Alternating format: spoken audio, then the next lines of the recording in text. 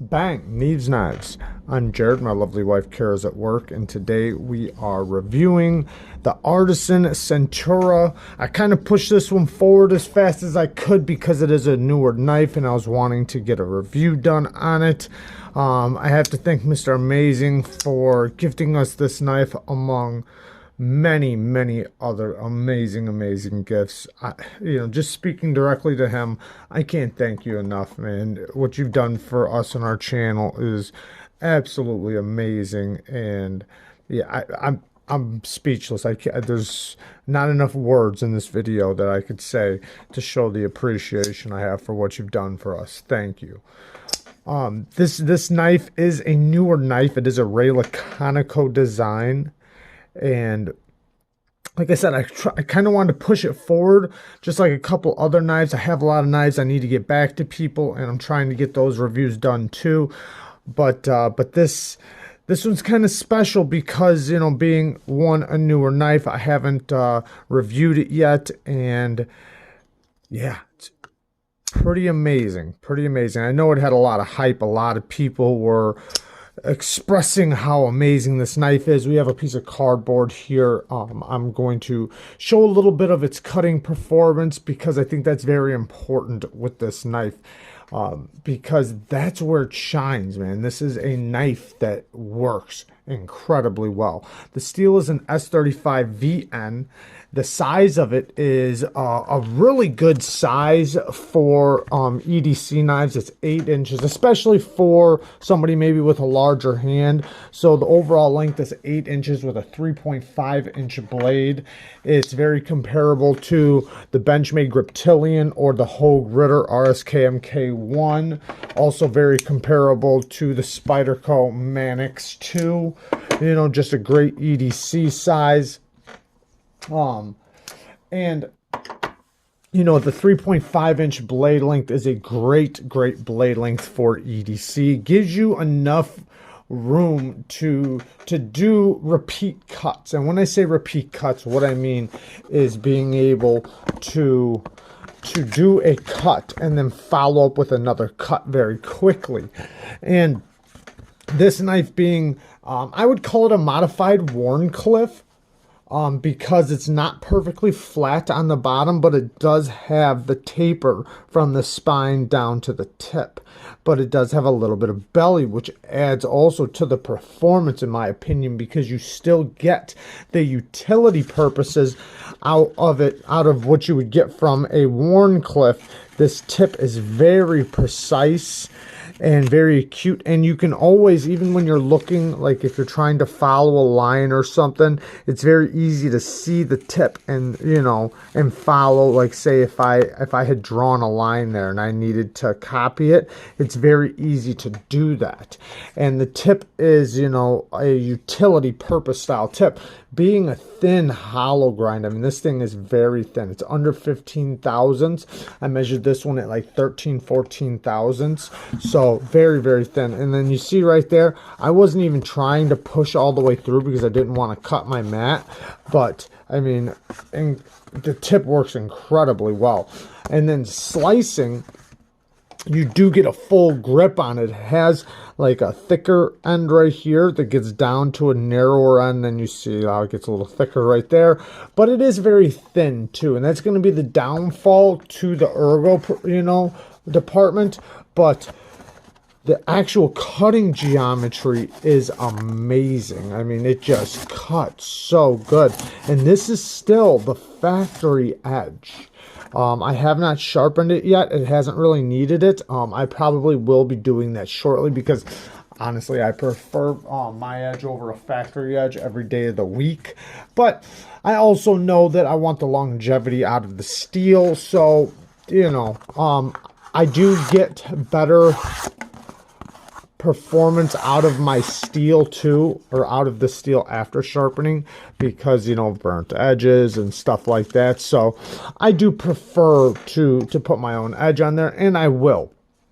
But looking at the blade geometry and everything, and then the sharpening choil, I have no doubt that this thing isn't going to sharpen up very nicely.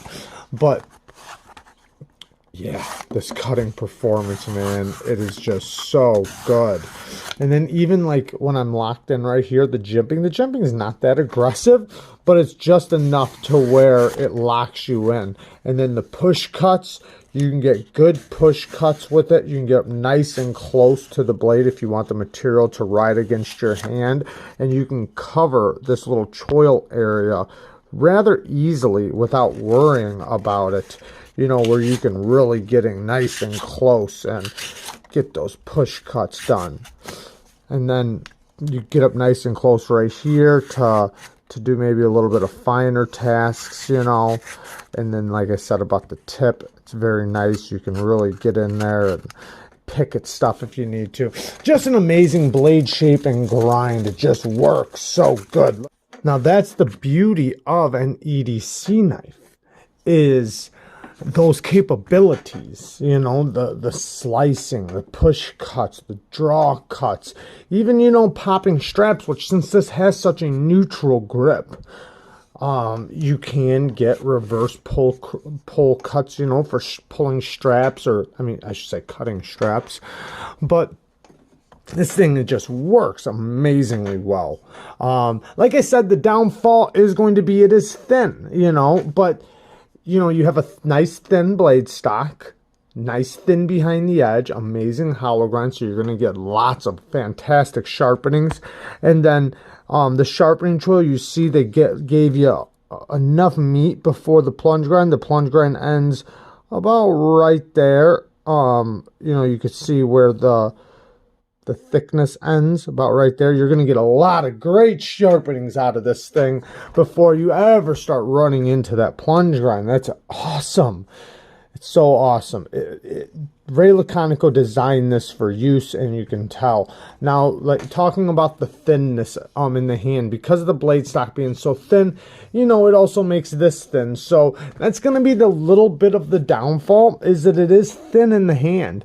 So, you know, no, when I squeeze it, I'm not getting hot spots or anything like that. This is a little sharp in the hand, especially the carbon fiber side, but it doesn't hurt or anything like that. It's just, you know, when you don't have thickness in the hand, you know, something to really grip onto, you can get a little bit of movement in the blade, stuff like that. So that's going to be the biggest downfall to this knife in use. But for just basic EDC and breaking stuff down and just in, you know, regular use, it's going to work incredibly well. And I don't see the thinness bothering you too bad, unless if you really put it to work, you know, then it'll probably do that a little bit. Now, there is no liner on the carbon fiber side, so it is just bare carbon fiber. So that does add to an incredibly, or should I say not add, it takes away from the weight. It makes it incredibly light. I mean, it's very, very light. You can see it is a little handle heavy still, but about right there is the balancing point. But yeah, it handles very well. It's very wieldy. You feel like you are in a lot of control over this knife. Now, since it's not a flipper, should I say a back flipper, because, you know, it's a front flipper, you don't have the choil there, or the finger guard there protecting you from sliding up on the blade. But I like that because I can get up nice and tight to the blade without nothing getting in my way. Nothing protrudes the ergos, and I like that. So let's talk about the action though, because the action is incredible. So it is a front flipper. You know, it's supposed to be a primarily a front flipper, but I find that the reverse flick works even better. Let's talk about the front flipping first. So it does have the jimping, as you can see, all the way up the, you know, the front flipper, which in return does add to the jimping back here. And the jimping back here doesn't work incredibly well, but it does work pretty good for the front flipper. I tend to prefer pretty sharp jimping, so, and that could be just me. It's not bad though for the front flipping. I noticed right here, right up on top, it's a little slick just right there. I almost wish they would have added one more little jimp right there, but you know, you just hold it right there in the face and it's very easy. So I can't complain about the front flipping on this knife. It front flips incredibly well and it's pretty satisfying.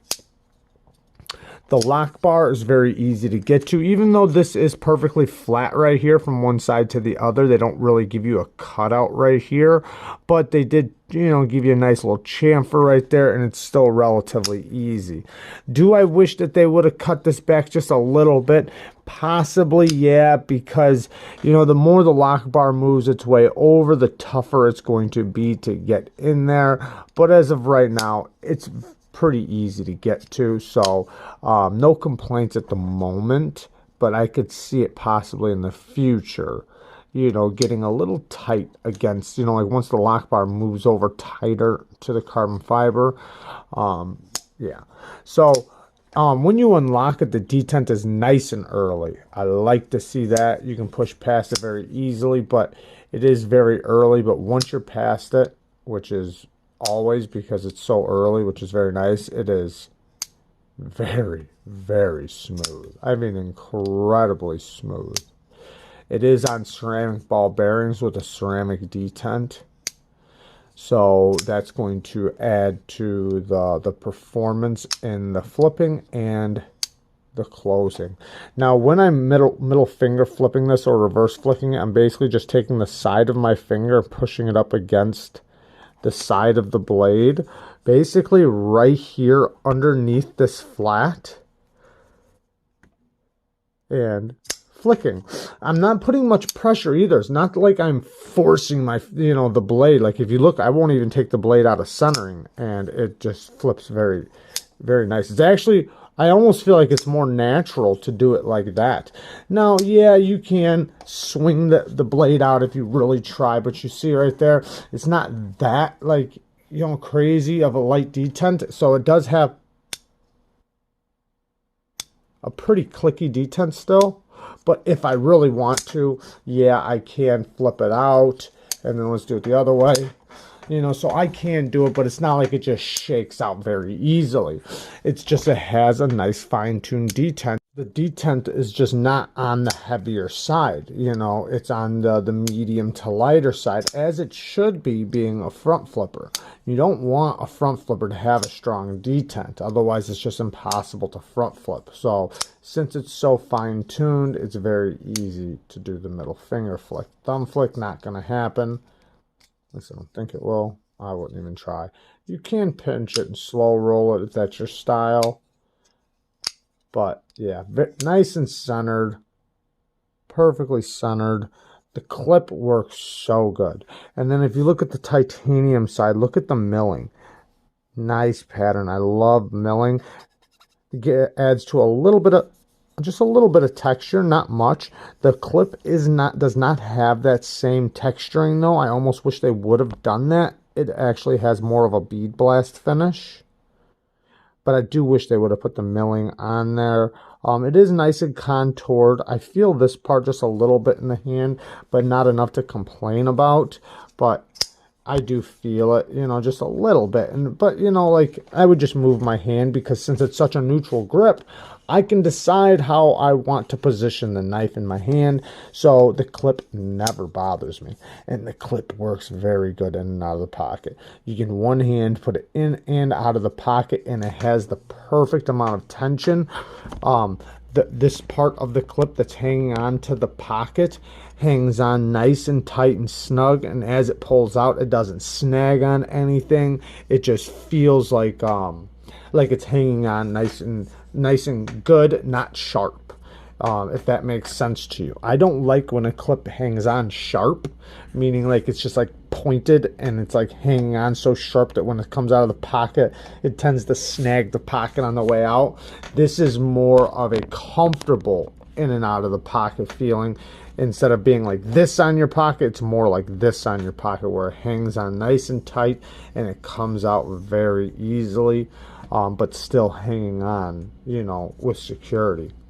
The stop pin is right there. You can see how far back it is. So the stop pin, you know, is really far back, which is kind of cool also. It, you know, it kind of helps, I think, a little bit with the side-to-side play, you know, because it's so far down. It's not just right there at the top. I don't know if it does or not, but either way, this thing is locked up very, very solid. And especially for how smooth it is, that's very nice. It does have the lock bar insert. I don't think I really need to say that. Most knives these days, especially the newer knives, not all though. I do have some brand new knives that don't have lock bar inserts, but this one does, and it does have an over travel stop. Let's talk about some bad things though, because there are a couple. So I don't like T6s, but there's T6s. T8 pivot, but everything else is T6. It's not that big of a deal. You just got to be careful with the hardware. Another bad thing, and this is also another reason why I didn't sharpen the knife. Another reason why I didn't sharpen the knife was because I wanted to show this. Because normally I show this after I've already sharpened the edge. And these are sometimes things that come out when you're sharpening. But I can already tell that if I sharpen it, the same thing would happen. So if you'll notice on this side, look at the edge grind, or the edge bevel. You see how it's smaller here, and then it starts getting bigger and bigger and bigger, and then it's pretty consistent from here to the tip. I mean, it kind of gets smaller from here to the tip, but it should, but it's pretty consistent the way it works. But from here to here, it gets smaller. Now, that's most likely because right here, the grind is thinner right there than it is right here. Now, when we flip over to the other side, you'll notice it's pretty consistent from here all the way down to the tip. And then right when you get to the tip, you notice how it drops off. And you can see it being very consistent, and then bang, it drops down to very small. Now, that's most likely because on this side, it's thinner right there than it is on the other side, and also before it drops off. You can really see it right there. But it's just basically an inconsistent grind. Some parts of the grind are thinner on one side than the other in the same spot. And then some of the taper is, you know, like basically just the grind is off on the thicknesses from one side to the other. And in the sharpening, that'll also come out. Sometimes you can manipulate the sharpening a little bit to kind of make it look even, but it'll always be there. It's just, you know, how much you can manipulate the sharpening to make it blend in. And sometimes, you know, it's not even worth it. You just, you know, sharpen the knife accordingly, because it'll still sharpen up just fine. It's just you might see some parts of your edge look smaller in some areas, and some in other areas will look bigger. Another thing, you know, like I was saying before, these sides could have been chamfered a little bit more, especially on the carbon fiber side. Not that big of a deal. It's still really nice in the hand, and I like that I can get up nice and close right there to the blade. But, you know, when I'm really squeezing and pushing through heavy material, when it's, you know, thick, heavy cardboard, I do feel it a little bit right there in my palm. Not that big of a deal, but it is there. I would prefer this not to be there. I know it just kind of adds to the styling of the knife, but, you know, to me it doesn't really do anything. Maybe some weight relief, but I would have preferred it to just be nice and flat. You know, it doesn't do anything. Even the styling just doesn't really add anything to me. Like I was saying before, I wish the milling was across the clip too. It would have added the texture to the clip just a little bit. I would have liked to have seen that. I also would have liked to have seen this milling a little deeper too. It's very subtle, but I still like it though a lot. The jimping, I think, could have been just a smidgen sharper. A smidgen. I mean, I'm talking about a little bit. Everybody who has this knife is probably going to think I'm crazy for saying that because it works so good. just a little bit, just a little tiny bit sharper. And then in return, it would have helped it be a little bit sharper right here. But I do wish that they would have put a cutout here, just a little bit, just something, because it is tight right there. I mean, like I said, I can easily unlock it. I'm not complaining about how it's unlocking right now, but I like seeing access to the lock bar. I like a lot of access to the lock bar. In return, I don't think it would have messed with me right here, especially if it was only a little bit, you know, just like, you know, just taking a little bit of material off right there. I don't think would have affected the grip at all. Other than that, everything is done so good on this knife. This knife is done so well, and I understand the hype. You know, one, it's nice and thin behind the edge, and the blade stock thickness is pretty thin, and you can see how thin the edge is right here if it'll come up. How thin that edge gets. It gets very thin. I am going to be sharpening this thing very soon.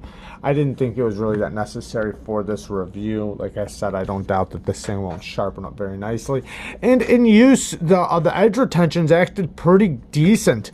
I can't say whether or not it has a burnt edge or not. I would imagine I'm going to get better edge retention out of it after I sharpen it.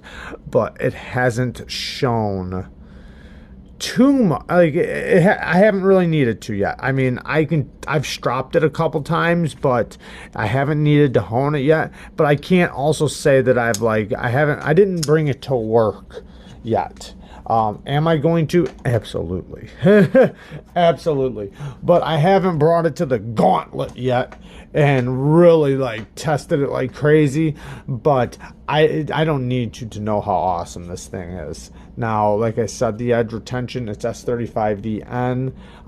I don't doubt that it's not S35VN, but the edge retention, I think will be hopefully as good as, you know, it can be. I'm not doing any cut tests when it comes to the quality or the heat treat of the S35VN, but yeah, like I said, I don't doubt it won't sharpen up very nicely. What an awesome knife, man. What an amazing knife. This knife is perfect for EDC, and yeah, if you have an opportunity to get one of these, I highly recommend it. It's an amazing knife. Mr. Amazing, thanks again. I can't tell you how much I appreciate everything you've done for us. You're awesome. You are awesome. Everybody, thanks for watching. Peace.